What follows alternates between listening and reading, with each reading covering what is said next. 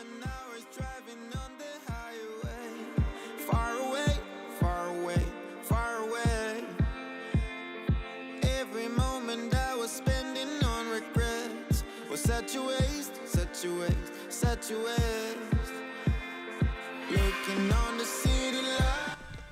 Hello and welcome to the Ken McElroy Show. I'm your host, Danille, here with Ken. Hey guys, what's happening? You just got back last night. I did. It's been a long few days. You were at a wrestling tournament? NCAA wrestling. It was awesome, by the way. Trump was there. He was. Randomly, not planned. It's crazy. Yeah, it was neat. He came and he shook every single champion's hand after they won, which was kind of cool. So lots of Secret Service around. I'm sure. I got over kind of near him, and this young guy looks at me and he goes, "Go sit down." That's funny. Yeah. Nice. Well, we have a good show today. We're going to be talking about why inflation is not what you need to worry about in real estate. But before we get to that, let's hop on to our tweet of the week. Yes, let's do it. You asked, what impact do you think the recent bank failures will have on the real estate market? So this is a very good question because everyone's wondering this. So Nate said, I could see a tightening on loans, but on the other hand, if someone has good credit, they might be seen as a good investment for the bank. So, people keep talking about the Fed rate, right? And I do agree. To their meeting tomorrow, by the way. Yeah, that's going to be interesting to know, are they going to keep it as is? Are they going to up it 0.25? Are they going to up it 0.5? But what I do think is that the banks are going to get tighter on lending because that's essentially what happened in 2008 is the banks got very hard to get a loan. So the banks are already tight. So from my perspective, that's already been happening. So for some of you might not know, I literally just got off an investment committee call, which is why I was a few minutes late, so sorry. That started at 9:30, so it was an hour and a half. And we're looking at 55% loan to value right now. That's it. Well, and explain, though, what's normal. So, what's normal is, say, 75. Mm-hmm. And it's gone down. So basically what that means is they want you to put more equity in and they're giving you less debt. And they're not taking into account some of your appreciation either. Correct. Right. So from on the commercial side, at least, multifamily is the space I'm primarily in. And construction debt is at 7 right now. So that's a lot. Mm-hmm. So that's slowing deal flow down. We looked at about a half a dozen land deals today, and we said we're just going to put them on the shelf for now because prices. I talked to our construction partner today, Jerry Clark, this morning, and he said, "Yeah, we're not really seeing prices go down on labor's up, and for construction, and prices have not really jumped around, even though everybody says, oh." Lumber's down and, certain things are down. Overall, we're not seeing, a big difference. So all of that is working its way in. So that's all been in process, and real estate values have gone down. So lenders have already made that adjustment. Right. And it's going to be interesting. My bet that the Fed is going to at least do a quarter point tomorrow or the next day. I guess they meet tomorrow. So you don't think they're halting? No. I think everybody believes that they will. I think they have to do something because inflation is still up over 6. Yeah. And their target is 2, as we all know. So, inflation kills everyone. Let's just put it that way. The bond market is killing the banks. The bond market isn't killing the normal person. Right. Right. Which is, I don't know if you guys know, a lot of this money, what happened with Silicon Valley Bank, I was going to say Silvergate, which is also another one, is that they had money in the 10-year bond, and the 10-year, and when people wanted their money out, they had to pay that back to the people, and so they had to cash out those bonds, which ended up being negative. So that's why they came out with that cash call. So their banks don't just sit on money either, just like you guys. So they're investing in this 10-year bond, which is normally pretty good little deal. And I think that if they hadn't been called, they probably would have been all right. So it's interesting. I just saw a chart. I should actually put this chart out, Cherry. I got a chart this morning that showed the allocations. I was thinking of this morning at the gym. Every bank has a different allocation. So think about that. So they have allocations for business loans. They have allocations for single family loans. They have allocations for commercial loans. They have allocations for lines of credit. They have allocations for all those kinds of things. So each bank is very different on the way that they view each individual sector based on their investment committee. And so I think that's the exposure you need to take a look at is, is there, if like, for example, if there was a bank that was highly exposed to commercial office, I think I would probably be a little concerned because commercial office is a little bit in trouble. So that if that makes sense. Yeah. So let's go ahead to our second Twitter quote here. Crypto Genius said, Fed lowers interest rates, 10-year treasury below 2%, 30-year fixed at low 4%. House market heats back up. So Crypto Genius disagrees with you. He thinks the Fed's going to lower interest rates tomorrow. So I guess we'll just see. Yeah. Well, I think that's what creates asset bubbles. That's what creates inflation. But I could be wrong. Yep. I mean, he is a crypto genius. So, All right. Let's go to the next one.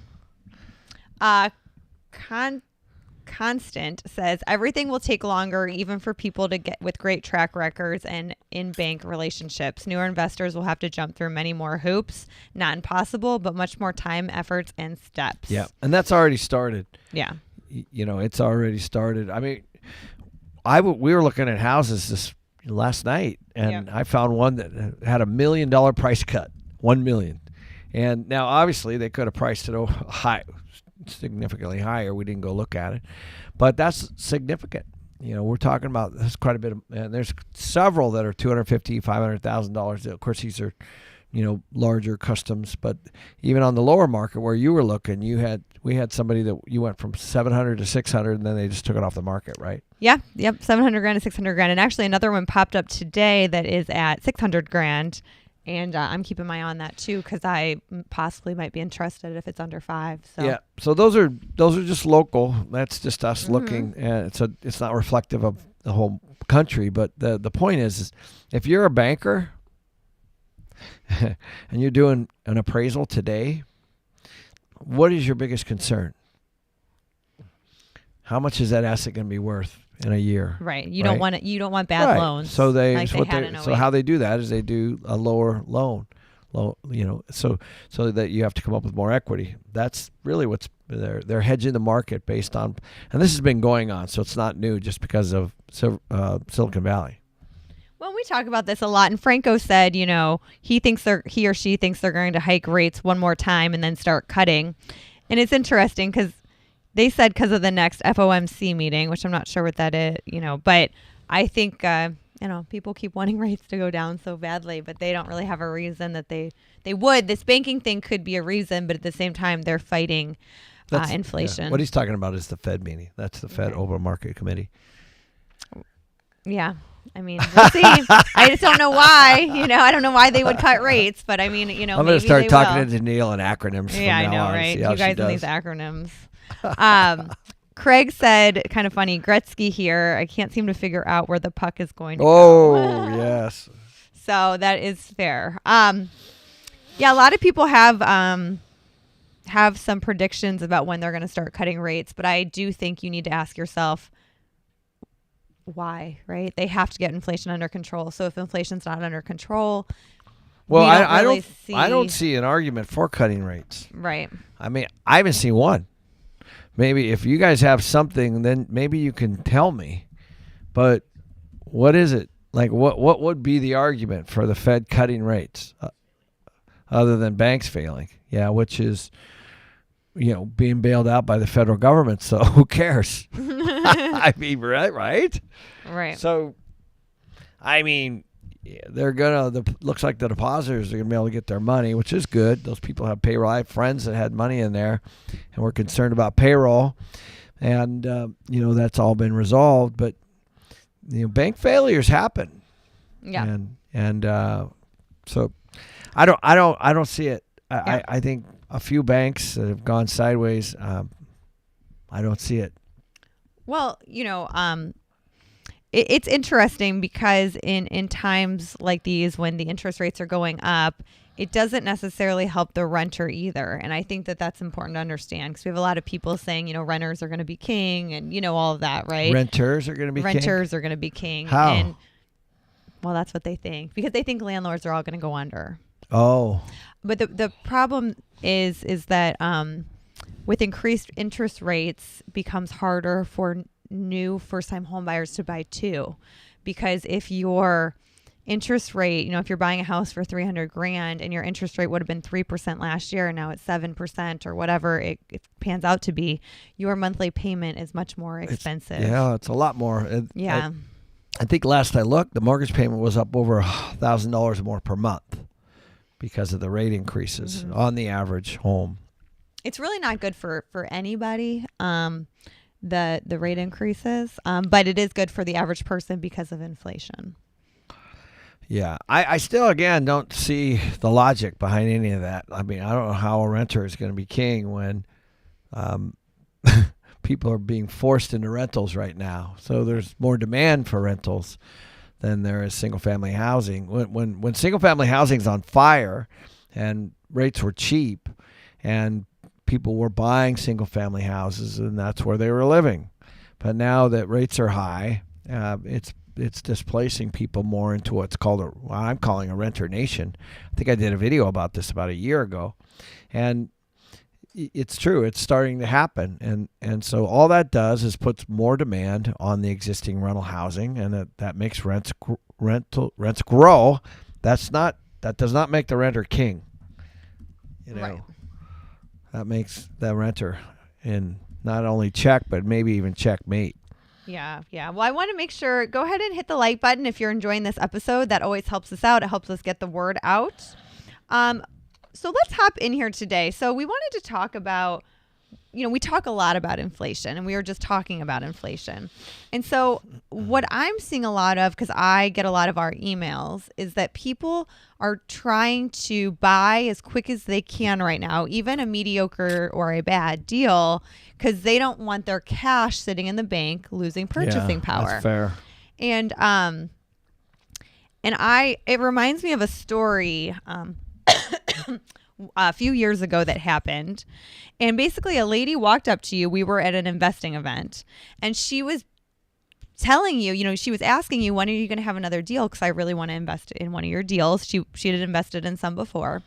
And you said, we just don't have any right now. We're continuing to look. And she was saying, have you looked in Oklahoma? Have you looked in Kansas? Have you looked here? Have you looked there? I've looked there. I think that there might be some good things there. And she kind of walked away frustrated because you basically said, we're looking, we just haven't found anything at this time. And when she walked away, you said to me, she wants to give away her money so bad, and somebody is going to take it. Yeah. And can you explain that? Because that stuck with me years later. Well, we're in an interesting time because if you have the ability to take people's money, and by the way, that's a few people, not a lot of people. You have the trust and the ability to take people's money. There will be people that do that, right? So, and what I was trying to tell her was that, I'm also trying to invest. Like, I'm looking for places to invest. I also have cash, but we want to buy things that cash flow and that makes sense. Like this morning in our investment committee meeting, we looked at 6 deals, and we went through 6, and we took about 15 minutes each for each one. And by the way, there's been a lot of work, including property visits, people flying to Texas, people flying to Baton Rouge and other markets that we're looking at, debt quotes, insurance quotes, a lot of underwriting behind all this. And by the time it gets to me, it's pretty vetted. And we walked from all but one. We're making an offer on one. And so why is that? So there's just all kinds of things that happen. There's nuances inside of the deals themselves. So it's not that we're not trying, but expenses are up. taxes are up, insurance is up, and utilities are up, supplies are up, rents are flat in some markets, and population growth is flat in some markets, and interest rates are up. Okay, so that's not a good recipe for cash flow unless there's a great story behind it. So we looked at one today where the guy actually has owned it a long time. Seller financing, 4%. There's all kinds of things that make that deal potentially good. But then you go to the next step and you make an offer, but you still might not make a deal. And the problem is people people forget that there's a whole process around investing. And there are lots of people. What I was trying to tell her is there are lots of people that will take your money. Yeah, I mean, just because, if you want to get rid of your money bad enough, somebody's going to take it. And they're going to explain it's a good deal. They're going to, and if you're not willing to research that and you really want to give your money away, or you just really want to buy something, like we have a lot of people on here, I just want to buy a break-even deal. It's fine. It's break-even, but the value of the property is going to go up, and my, whatever, the money I'm sitting on is getting eaten away by inflation. And the truth is right now, we talk a lot about inflation on this channel, and there are things that are inflating. Groceries inflating, gas is inflating, interest rates are going up. I mean, there's a lot of things that are inflating, but real estate's deflating right now in most markets. It's going down in value in most markets. Guys, we are seeing the beginnings of even some debt defaults. We're seeing people that are getting killed. They're running out of cash on some of their variable interest rates that have gone up a lot, and their cash flow is being wiped out, and they're running out of their reserves. And so I don't think it's a big problem. It is for them if you own one building or two or many. But it's not a market big, it's not something that is going to wipe out the market like 2008, which I was in the middle of. But the point is, prices are going down. They have to go down, and when we had cheap money, all it did was create this asset bubble. Nobody wants to. It's almost like they're delusional. Like if you bought real estate in the last 10 years, all you think is that real estate goes up. Right. But it's not true. This is the time where the professionals are sitting back. I was with 3 guys, as you know, this weekend in Tulsa, all real estate guys, and they're like, we cannot wait for the prices to start coming back down. And what you're supposed to be doing, by the way, this 6 and 7% interest rates historically are still good. The problem is the prices are high. Right. So, as prices come down, these rates will start to make sense. And you can't just pray for lower rates. Like there's nobody anywhere. There's not these rate increases by the Fed. They've been unanimous. They're not even contentious. So, when you start to see a debate and the FOMC, then maybe you should start to raise your eyebrow a bit. But I think you're gonna start to see rates increase tomorrow and the next 2 days. I guess we'll probably see it probably Wednesday. And I think that they're gonna have to do something in spite of what this banking stuff. And you bring up a good point, just because, right now rates like 6 and 7% interest rates are not high. They're high over the last 10 years, but they're really not high. My parents were saying, their first house, they had 13 or 14% interest rates in 83. So, but the prices are high. And, I think that people are praying for lower rates, but really it's the lower prices that are, going to probably happen before the lower rates happen. Yeah, the Fed also has a wage growth problem. They had really, really big numbers for January and February.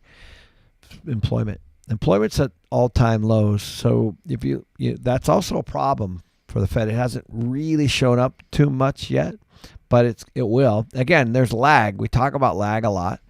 There's lag. There's lag with interest rate increases. There's lag with low employment. or I should say low unemployment.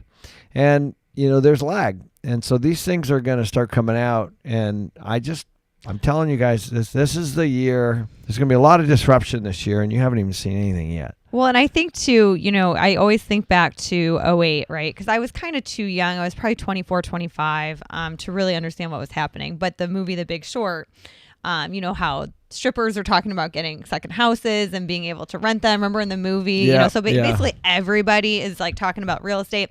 Well, now I'm feeling like that, right? Like your son's friend, who we love, was over last night, and he's talking about buying a house and getting into real estate. And my Uber driver the other day was talking about buying a house and getting into real estate. And this is the type of thing that happens, right? Like it's almost like people that are not educated are kind of missing the boat. And they're not talking about finding a cash flowing deal, because we are still looking for cash flowing deals, and we're still occasionally finding them, but they're very hard. But they're just talking about buying something, right? Yeah. And a lot of you guys that are listening, if you're thinking about buying something, are not necessarily looking for a cash flowing deal, or you might take a deal that makes $200 a month thinking that that's cash flowing when it's not, because things are going to happen. And so, that's a red flag too, that there's so many people now wanting to get into real estate, when the best time to get in is when everything starts to crash and nobody can get in, and you're either buying things from the bank or you're getting them hugely discounted. Right. And that's coming. It is. I'm telling you guys, it's imminent. They say there's this 9 to 12 months. It takes 9 to 12 months for these interest rates to really, really show up. That's called lag. So just Google that. You'll see how long. Just Google how long does it take a interest rate to show up in the economy, and it's 9 to 12 months. So that's starting to happen, and now people are starting to freak out a little bit. And it's also bad. I read an article this weekend. Is the lower income? They're the ones that are getting squeezed. Look at credit card balances are going up. Okay, that's a red flag. And credit card rates, interest rates are going up. That's a problem. So, things are going the opposite way for call it the big part of the renter base. Not all of it, but the big part of the renter base. So you just have to look at those things. Yeah. It's really, interesting. And I think that, people think, patience is a skill. And you said that the other day, and it really is. Like in times like this, it's hard to be patient because you find something, you really like it. Maybe it's your dream home, or maybe it's like a rental that you couldn't afford 6 months ago, but now it's lowered a little bit and it's in your price point. And there's this temptation to just buy it, even though it doesn't cash flow, because it may go back up and be more expensive, or somebody else might buy it. And so that patience is really, it's hard. It's even hard for me sometimes still, but this is all about the numbers, and it's not about the emotions. Well, this is a time where people are going to burn relationships. 2023. What do you mean by that? If you have the ability to raise a bunch of money and the deal goes sideways, then you're going to burn the relationship. So again, if you just go back to the deal, like the deals we looked at today, do they cash flow? Is there a plan? What's the story? And, the property I was looking at today, the median house was over 3 times what the price that we're paying for their properties. Okay, that's a good thing. The difference between the mortgage and the rent. The average household income in that area is high. Lots of employment moving in, population growth, low supply of apartments. All of those things. You want to check all those boxes, and those are the boxes that you need to check each and every time, and you got to be disciplined. Raising the money from people, honestly, is it's important, but it's not the most important thing, because you can invest. Anybody can invest at any time, and having the ability to invest and not investing, that's discipline. Correct. Right. And that's the hard part. So that's why we're okay with our, having a savings account right now. Cash is king. And, you had always said back in March of 2020, when everything happened, you did a video talking about how cash was king. And then there was a lot of criticism around that because what happened was it should have been, but then the government came in, oversupplied a bunch of cash, lowered rates, did all these things. And so basically there was this frenzy on real estate. But it's only because of what they did that created that. So now, there is that lag, and the lag was longer because the federal government interfered. But now that is starting to slow down, cash really is king. Cash is still king back then. The only difference is the government gave it to us. Yeah. It was just their cash. It was really your cash. But it's still king. Yeah. And so now you're basically, going into this cycle where if you have money in your savings account or you have a credit line that you can use, those are great things heading into what we're about to go into. But it might not even happen for the next 12 to 18, 24 months. I think these things take a lot of time. I'm still trying to buy, guys. We don't ever turn off here. But we are seeing it. I asked the question today, why are we seeing more deals come out of Texas than we're seeing come out of Arizona? And, it's an interesting question, and where are cap rates in some of these different markets, capitalization rates, and they're very different. And in some areas of Phoenix, cap rates are over 6. Okay, they were 4 just 2 years ago. And for those of you who don't know what that is, that means that there's well over a 20% discount on the value of the property. So from a year ago. So, you start to look at these things and your exit that you have, if it's predicated on getting out, if you're a long-term holder, this is a great, I want to say that, this conversation I had this weekend with with a couple of my investor guys. These are guys that are doing deals in the Tulsa area. And he said, I don't have any stress around when I'm trying to get out. That's the issue. If you don't have any stress and you're cash flowing today, then who cares? Right. And I was having a chat with my friend, and he's buying some office buildings, and they have low occupancy. He's buying them for a good price. And he's like, maybe I convert them to single family. Maybe I do a mixed use thing. Maybe I just scrape it and do, he's like, but the point is I don't really have any pressure on me. And that's the key, is your debt and equity put pressure on you. If you can truly buy something for a deal, make sure cash flows, then you just wait for the market timing. But otherwise, it's just no different than putting your money into a piece of land. Right. It actually could get worse because you might even have higher expenses hit you, and then you have to fund it. So what's the difference? So before we get into some of these comments, there's some really good comments. I want to mention that we have March Madness going on, our real estate March Madness. We're going to have you guys help what our next webinar should be. I hate that picture, but that's what they put up. So anyways, go ahead and go to, what is the link, Steve, Jerry?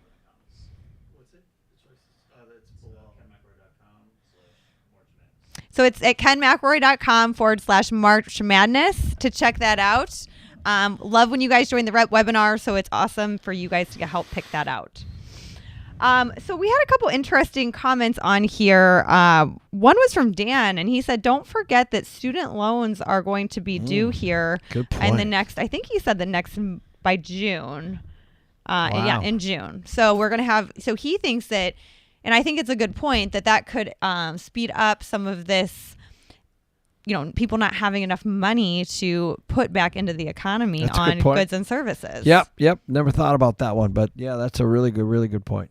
Yeah, so that's just another thing that's coming up as long as and with all this inflation. And we're going to get into our inner circle questions now, but keep asking on YouTube because I always try to get a couple of those as well. If you go to kensinnercircle.com, you can sign up $30 a month. It allows you to ask Ken questions. You get to do a happy hour. We're doing a happy hour next Monday with Joseph Wang.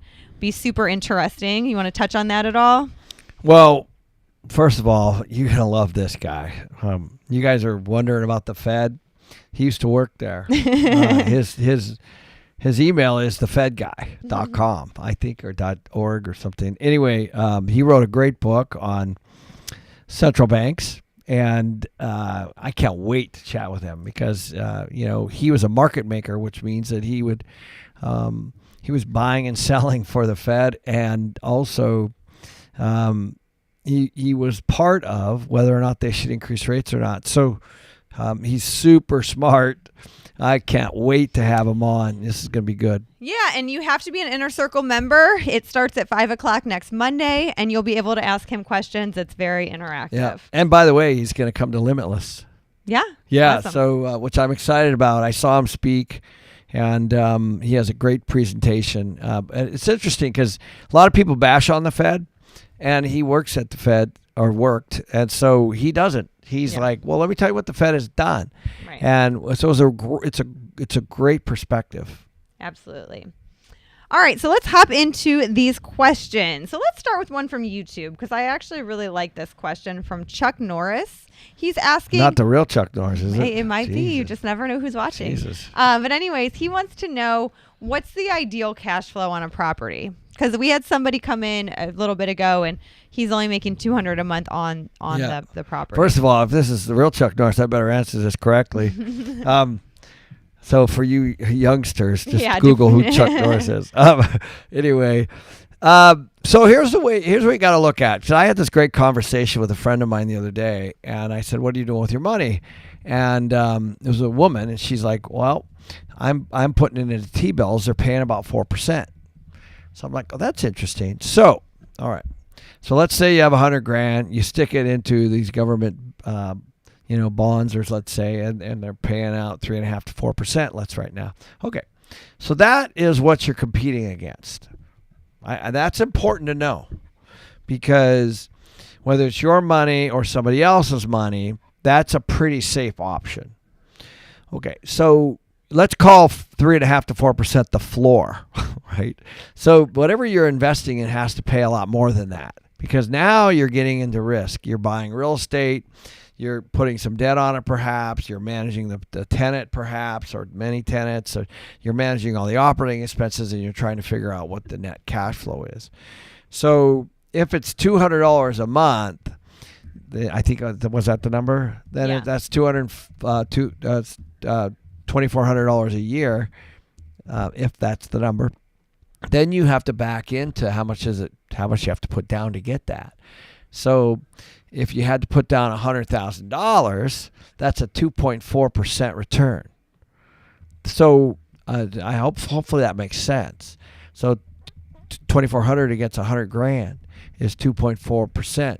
You're better off putting money into a government, like a treasury bill at 3.5 to 4%. That's my point. Without doing all that work and having all that risk and managing all that stuff and having to manage tenants and all those kinds of things. So that's what's happening right now with investors, is that they have a lot of choices because they're looking at these alternative products. Even the bank savings rate, which I know it's kind of a taboo issue right now, but you're seeing savings rates up over 3% right now. Right. So, so if you could put your money into a bank, well, obviously it has to be the right bank, but let's just say a non-crypto bank, or and you can make, say, 3-4%, then why would you invest in real estate at 3 or 4%? So you're gonna, that's kind of the general rule of thumb, and obviously don't forget, it's still way below inflation. Right. So if inflation's over 6 and you're still going backwards negatively, so that's what everybody's trying to beat. But you also don't want to pinch it too tight, because if you think you're gonna make $200 a month, you're not going to make anything, because things happen. I just had a minor flood in my kitchen in one of my units, and it's probably going to cost me $3,000. So if I was only making $200 a month, well, there goes that the whole some. year. Yeah. Well, So, Daniille's got an issue with dishwashers right now. Oh my God, I have so many dishwashers. Both dishwashers at our house, and 3 of my 4 rentals, I'm replacing dishwashers, and the one I just replaced is now broke again. So I am bad luck. Yeah, she is bad luck. I'm gonna start making my tenants wash their dishes. Each one is $400 or $500 plus the install, and so so don't forget that there is another side to this. Yeah, and depending on how you do your math, where you got the 200. My guess is maybe you didn't take out all of the repair, 10% a month or whatever maybe, for repairs. you never know. But maybe you did. But either way, it's tight. Yes. So, next question is from an Inner Circle member, Sophia. She is in South Florida, and she's looking to buy a single-family home in a good neighborhood. Option A is a 4,000 square foot home, and new construction's at $400 a square foot. And option B is 200 and 250 a square foot. Where do you think these new and old prices would be in the future? It's a good question. We just dealt with this with our house. Yeah, it's a great question. First of all, $400 a square foot is a little pricey for new construction, I think. I don't know the level of finishes in the new construction, so it does depend on that. If you're doing more of a custom home, that's a bargain. If you're doing more of an entry level home, that's probably a little bit high. But one of the things we got to discuss here is inflation. So that 400 could be a hedge because it could go to 500 pretty easily. Let's say if the prices of the components and the labor continue to go up, you might find that to be a bargain. I personally, it depends on what you're doing with it. Obviously, if the rents are the same, go with option B, obviously, right? Mm-hmm. So if they're just a little bit different, still go with option B. So it just depends. Like that place that you're looking at, Danille's looking at, where it's priced around $600. She's looking at probably $3,500 a month in rent. Right. So, if that was a brand new home, maybe she gets $500, but she pays twice the amount for that extra $1,500. Might not be worth it. So you got to. It might just be worth it to just doll up some of the features in the kitchens and things that the renters really pay attention to. And don't forget, you're also looking at a different renter too. When you start pushing the envelope, at $3,500, you can get a couple roommates, you can get a family, either one or two working, and once you start getting up a little bit higher, then people start looking at affordability. Do I really need a brand new place? I could save $1,500 a month. So there's all those things to consider. But it's impossible for me to know without knowing the neighborhood and all of the kinds of things of what I think. The other thing that could throw that off is a lot of new supply, which is not happening right now. And or of some big employer or something, relocating in or out. So Minor says in SoCal, 400 would be a steal. Yes. Dale makes a good point here. They said, I have a single family investment home, and he added an ADU. Yeah, nice. And significantly increased the cash flow. They're in California, and ADU permit fees are low. They want to know your take on it, but I wanted to read this question because I think it's an idea that a lot of people should look at. It's a really good one. ADU is an accessible dwelling unit, and it just basically means a guest house, I guess. And there's nothing wrong with that. Like, it happens all over, and there's a lot to be said for having a secondary guest house, even with a secondary entrance, and that you can buy, and it cash flows, and you have somebody watch your place when you're gone, and you can have one as an Airbnb and one just a long-term ADU, let's say, and have somebody like a caretaker watching the property.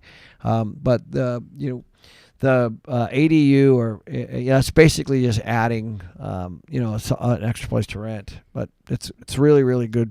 Yeah, it's something good to think about. It's really using, the city wants more housing, especially your blue cities. A lot of you always talk about red cities and how they're so much better. And, we're kind of, it just depends. We're more focused on the state itself than who's in charge, red or blue. But a lot of these blue cities are trying to make housing more affordable, and they're really pushing these ADUs way more than the red cities. They are. It's surprising. They're like, think of a tiny house. Yeah, they're just a tiny house in your backyard. You could put it in your own backyard if you live there. You can move into it and rent your house. Like, there's so many things. You can have two rentals on the same property. But essentially, it can be a nice little cash flow. It can be. Yeah, don't forget about your HOA. Well, yeah, you need to be probably in a non-HOA. Considering in an HOA, you can't even have like a flipping palm tree out of place. I know. They're not going to approve an ADU. But if you're in a non-HOA community, and the city permits it, it could be good. And there are some HOAs that are a little more lenient. In fact, you were just at this big place in Orlando where the entire neighborhood was Airbnbs. I'm right? only used to my HOAs. Yeah, I know. There are not. We should do a whole show on HOAs. We need to. I know, but it can be a really good thing, and I think that you should look into it. I was just talking to you about that the other day. Yep. So Andy is calling you out. He said you didn't answer the question on cash flow. You were very political about it because you kind of started with the returns. Right. I want to answer it. Tell me the question again. Like how much cash flow is enough cash flow on a deal? And I would maybe say a single family deal because that's what most 10%. people. 8 to 10% of what? Cash on cash. So like what you put down? Cash on cash. Well, explain that because not everybody knows. Okay, $100,000 should produce $8,000 annually. Oh yeah, of course. Well, annual cash on cash. So Ken likes to dodge questions. He's like a politician. How is that dodging? 8% is an actual number. He just assumes everyone knows what he's talking about. So sorry. Jeez. So, anyways, I hope I love being called out, though. Andy. Thank you. If it's possible. You don't like being called out by me, but you like being called out. That's called a trap. That's a trap. Archer from our inner circle says, I have one rental in Cincinnati and I'm looking for new locations and thinking about Phoenix, Dallas, San Antonio, Jacksonville, or Cape Coral. Jeez. What are your thoughts about these markets and what would you pick? Wow. Well, that is an interesting question. First of all, Phoenix. Phoenix is trending down. Dallas is still in good shape. San Antonio I would stay away from. Jacksonville and Cape Coral I don't have a lot of experience in, but of all of them, personally we like Dallas.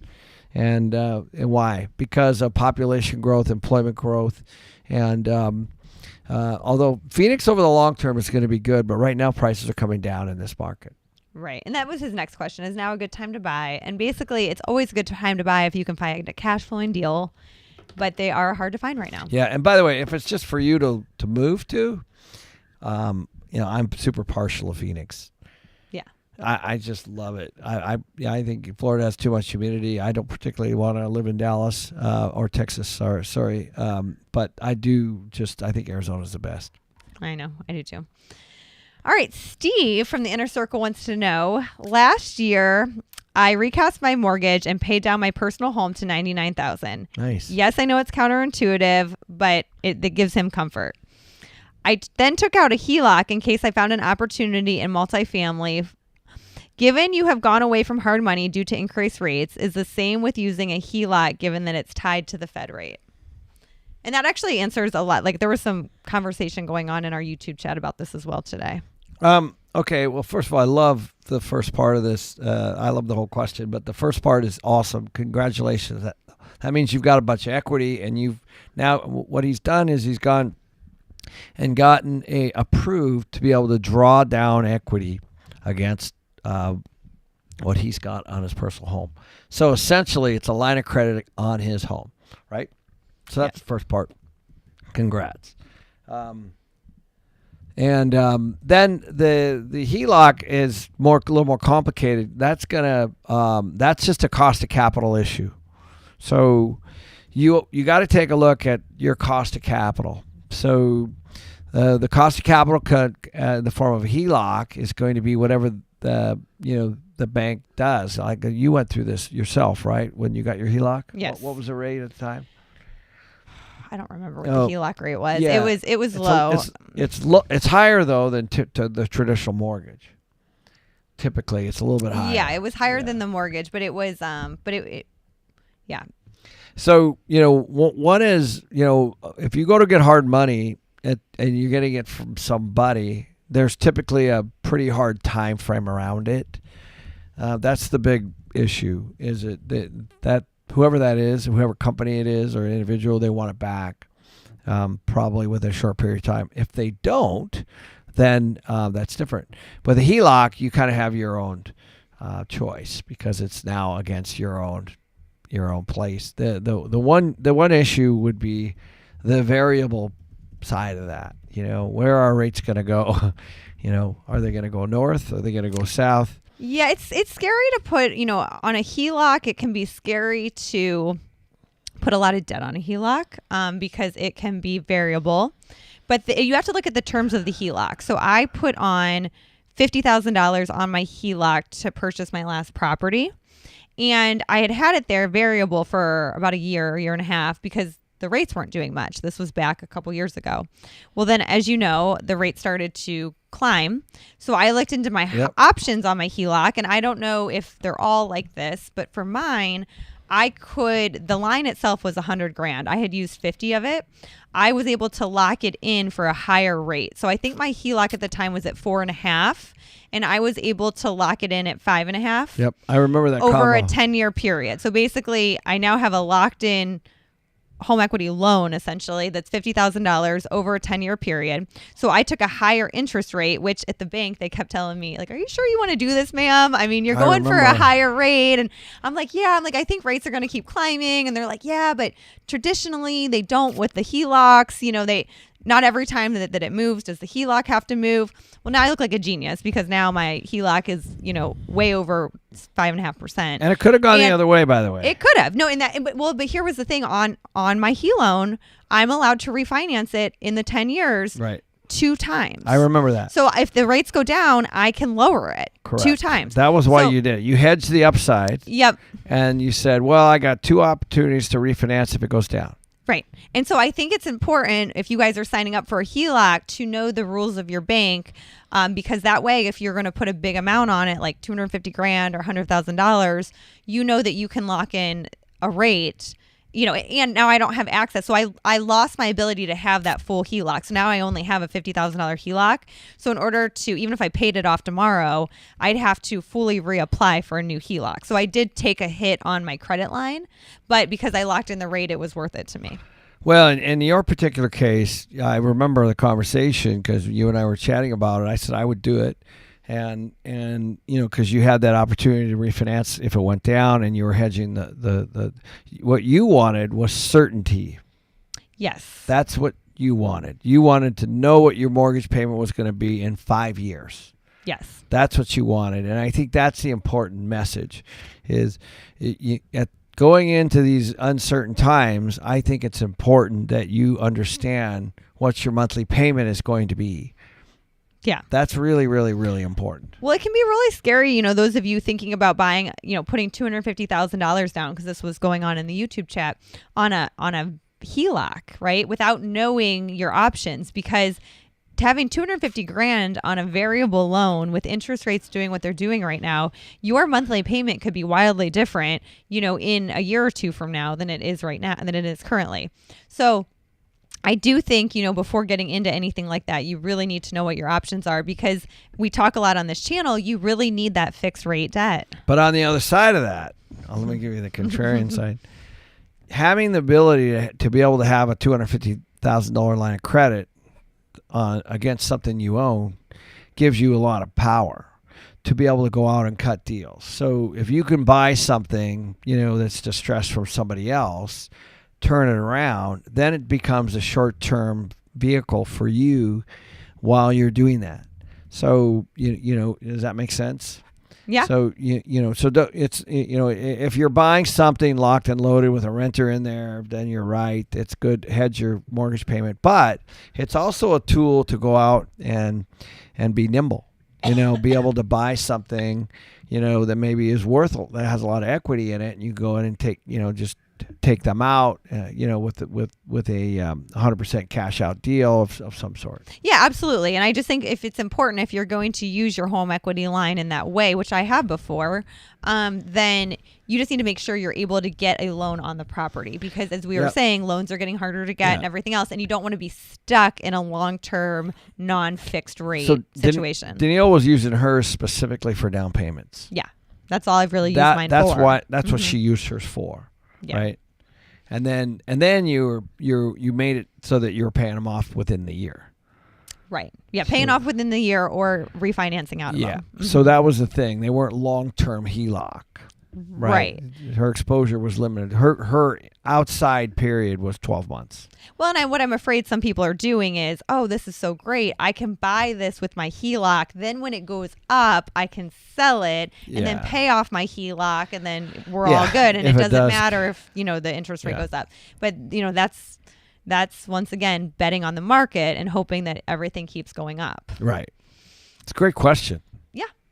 So Jim has a very good question. Before we get to his question, I just want to let you guys know about Limitless. Make sure to get your tickets for Limitless. It is coming up in June, and prices are going up on the 31st. So it's going to be awesome. Yes, it is. Boy, I'll tell you, we put the list of speakers out. Go to limitlessexpo.com. Go take a look. It's we're selling tickets like crazy. It's awesome. Yeah. So, and then also make sure you like this video. Really help us out. And all you have to do is hit the like button. All right. So Jim's question is, where is a good place to hold cash while waiting to find the next deal? Where's the happy medium between getting a good rate and yet still having access to it when needed? That's the $1 million question, It's a really good one. I think you want to find a big solid bank, probably obviously take a look at like a big national bank, even though I'm usually a small community guy, but with the way banking's, I would go there, get your highest rate, try to hedge inflation the best you can with it. There's lots of little products that could help you potentially do that. I've been buying, as you know, I've been buying gold, silver, guns. I bought 2 guns yesterday. And there's an art to that. But, there are watches. I know those are not liquid, but certainly they're worth, a lot more than I paid for them even 10 years ago. So I think, but I also have a lot of cash. Well, and somebody, I can't remember who, but and I know my parents have done this recently as well, is CDs now are around 5%. Yeah. If but I wouldn't do like a long-term CD. So, but if you want to do a 3 or 6 month CD and you don't really see yourself buying in 3 or 6 months, then you could do those kind of things. You could do money markets. You could do any of that will give you a little bit of an interest rate, but you still have access to your money. Yeah. It depends on when you need it, and how liquid it gets. And Steven said a lot of high yield savings accounts are over 3.5%. Yeah, they are. I haven't seen these numbers in a long time. Yeah, it's a lot better than it's been in a long time because the Fed's increasing the rates. But it's not. You're not going to get a huge percentage back on your money. But if you remember, going back to what we're talking about, if real estate's depreciating, your money is going to buy you more. It's not necessarily these inflationary things like gas and groceries that you're going to be looking for. Like if you're the average person with $1,000 in the bank, then yes, inflation is going to just eat away at that money because the groceries and the emergency fund and all of that is going to cost more. But when you are in your position where you're saving for real estate and real estate's going down, your money is gaining purchasing power, even if you're only getting 3.5% in a savings account. Yep. Awesome. Well, we will see you guys next week. And thanks for tuning in. Yep. Make sure you hit the like button and make sure you join the inner circle and join us next week on our happy hour. Thanks, guys. Always good seeing you.